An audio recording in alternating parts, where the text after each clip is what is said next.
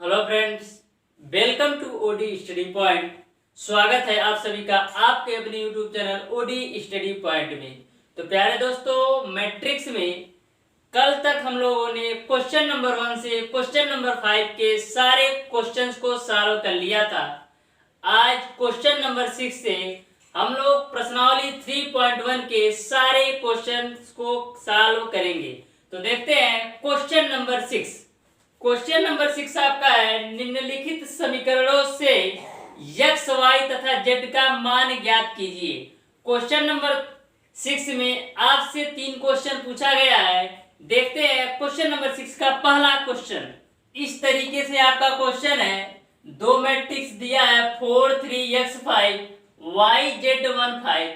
इसमें आपको x y z का मान ज्ञात करना है। मैंने आपको पहले ही वीडियो में बता दिया था कि अगर दो मैट्रिक्स आपस में समान हो तो आव्यूह की समानता एक टॉपिक था, उसमें मैंने आपको डिटेल बताया था कि आव्यूह की समानता क्या होता है।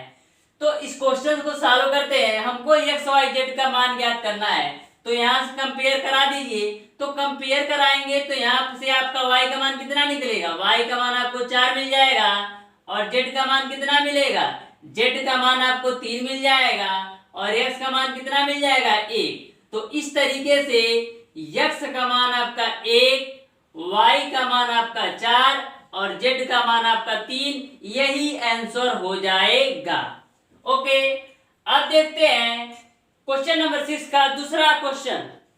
दूसरा आपका क्वेश्चन इस प्रकार से है, दो मैट्रिक्स आपको दिया है x plus Y 2 5 plus Z X Y 6 2 5 8। इसमें भी आपको एक्स वाई जेड का मान ज्ञात करना है। तो कंपेयर कर लीजिए। यहाँ से आपका x प्लस वाई बराबर आपका आ जाएगा 6, इसको मान लीजिए समीकरण ए।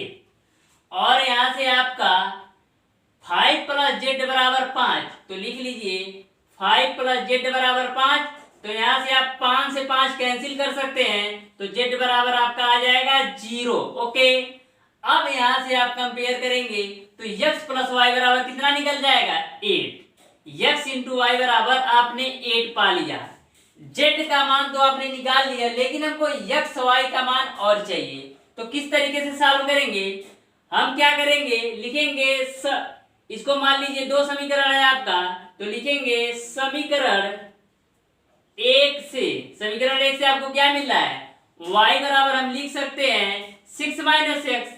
तो समीकरण 1 से y बराबर 6 माइनस एक्स समीकरण 2 में रखने पर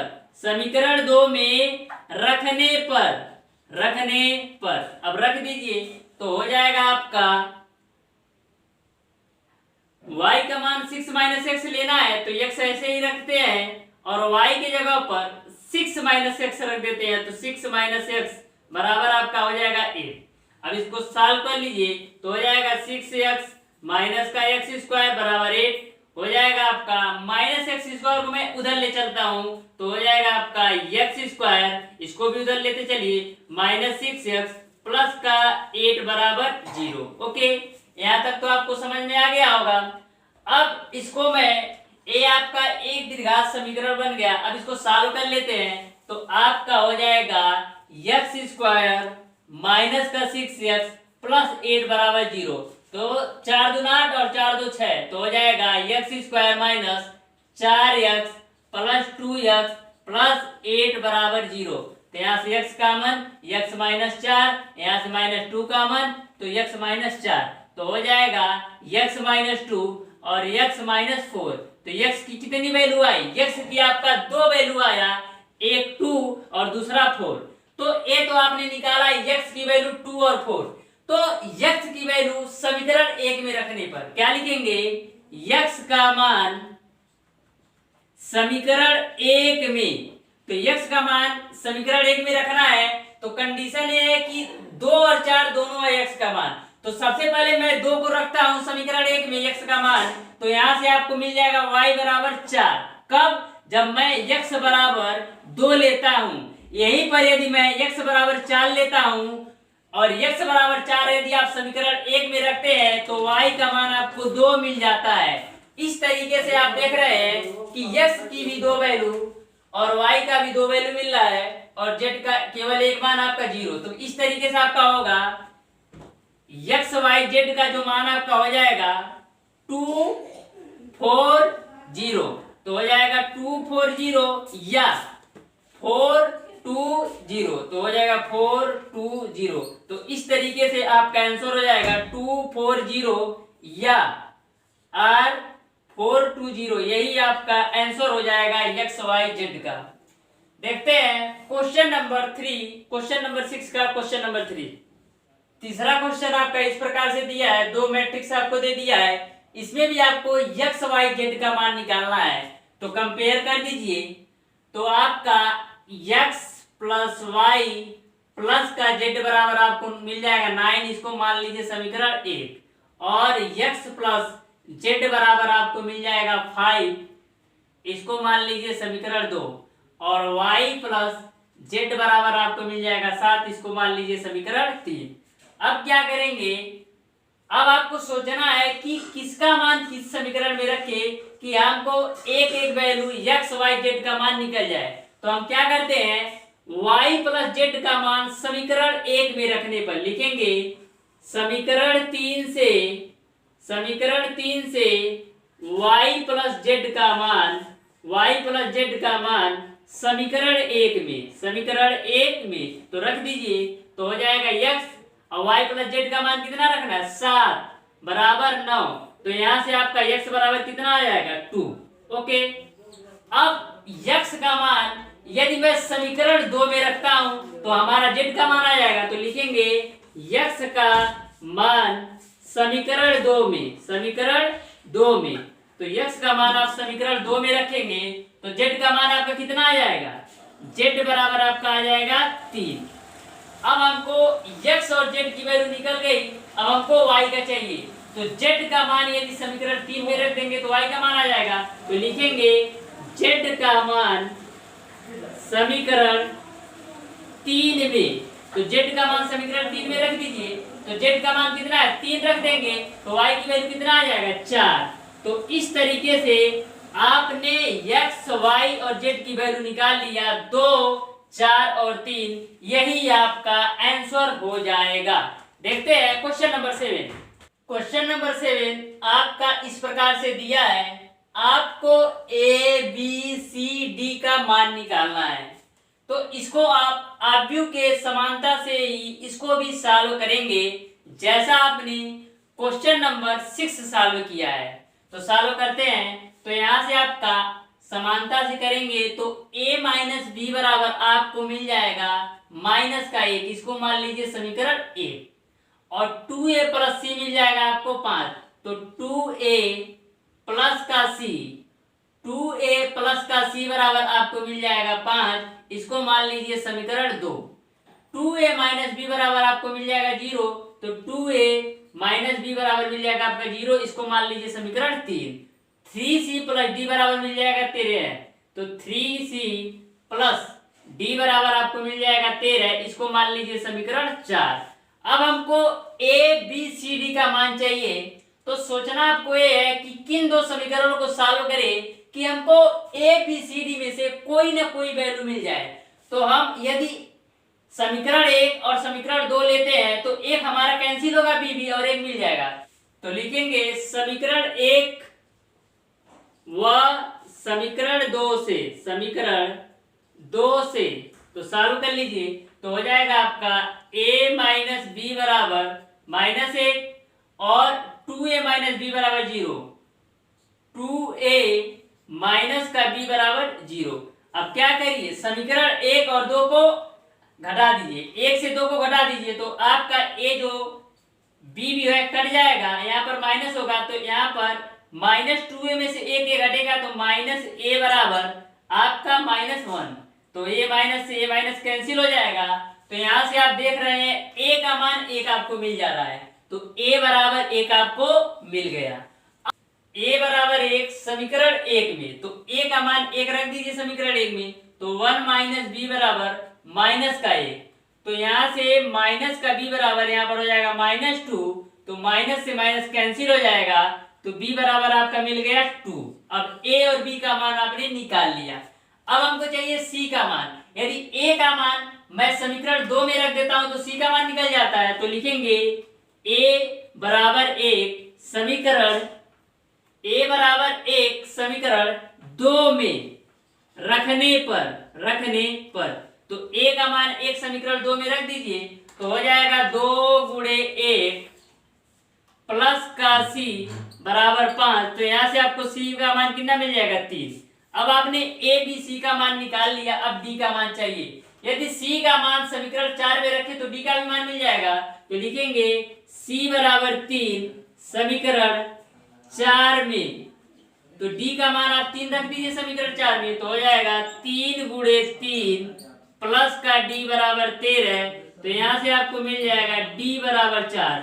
इस तरीके से आपने ए बी सी और डी का मान निकाल लिया। यही आपका आंसर हो जाएगा ए बी सी और डी का।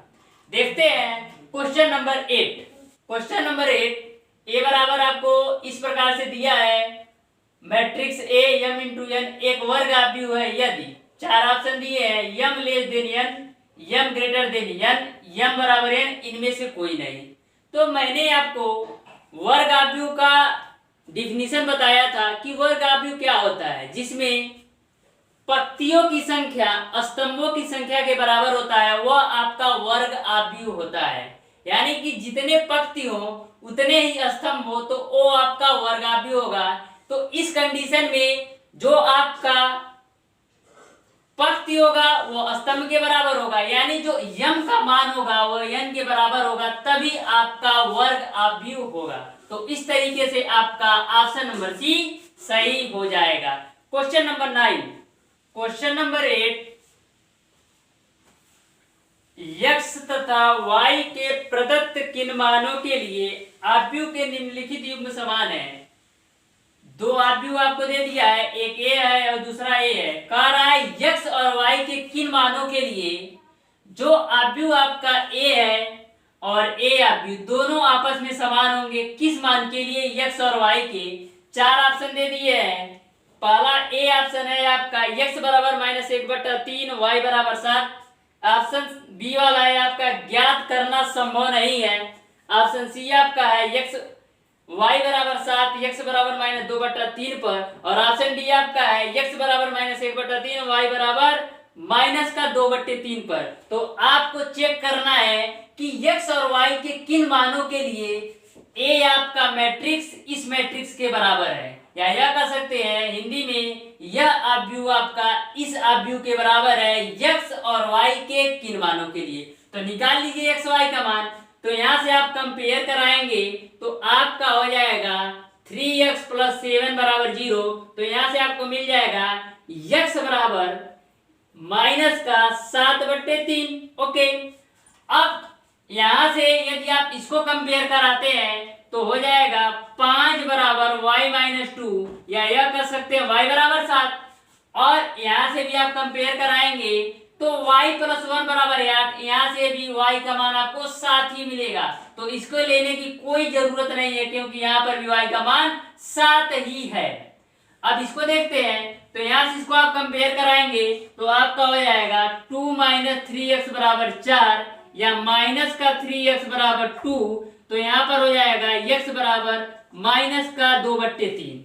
तो आप एक चीज यहाँ पर देख रहे हैं कि x का वैल्यू हमारा 2 आ रहा है, एक -7/3 एक -2/3, और y की वैल्यू हम चाहे यहां से निकालें चाहे आप यहां से निकालें, दोनों कंडीशन में 7 ही आ रहा है। तो मेरा लफड़ा क्या है, x का वैल्यू जो है 2 आ रहा है।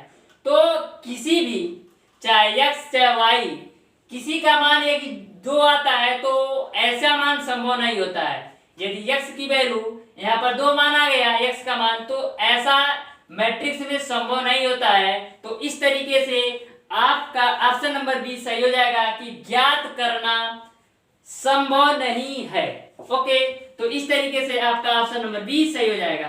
Question number 10। क्वेश्चन नंबर 10 है 3x3 कोट के ऐसे आव्यूह की कुल कितनी संख्या होगी जिनकी प्रत्येक प्रविष्टि 0 या 1 है। प्रत्येक प्रविष्टि 0 या 1 है। चार ऑप्शन दिया है 27, ऑप्शन बी आपका दिया 18, ऑप्शन सी आपका दिया है 81 और ऑप्शन डी आपका दिया है 512। तो 0 और या 1 प्रविष्टि के लिए जो आपका 3x3 की कोटि होती है, इसमें कुल अवयवों की संख्या 512 होती है।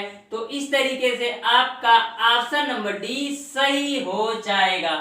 तो इस तरीके से प्यारे दोस्तों आपका प्रश्नावली 3.1 पूरी तरह से कंप्लीट हो गया।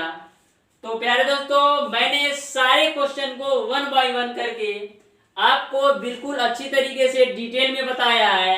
अगर अब भी किसी भी क्वेश्चन में कोई भी प्रॉब्लम है तो उसको आप कमेंट बॉक्स में कमेंट करके जरूर बताइएगा। उसका मैं सॉल्यूशन आपको नेक्स्ट वीडियो में दूंगा, यानी इसके बाद जब हम लोग पढ़ेंगे प्रश्नावली 3.2 में। तो कोई भी अगर आपको किसी भी क्वेश्चन में कंफ्यूजन है तो उसको आप कमेंट बॉक्स में कमेंट करके जरूर बताइएगा। वीडियो अगर पसंद आया हो तो ज्यादा से ज्यादा लाइक शेयर और सब्सक्राइब जरूर कीजिएगा। बेल आइकन दबाना बिल्कुल मत भूलिएगा, जिससे हमारी लेटेस्ट आने वाली वीडियो आपको मिलती रहे सबसे पहले। धन्यवाद।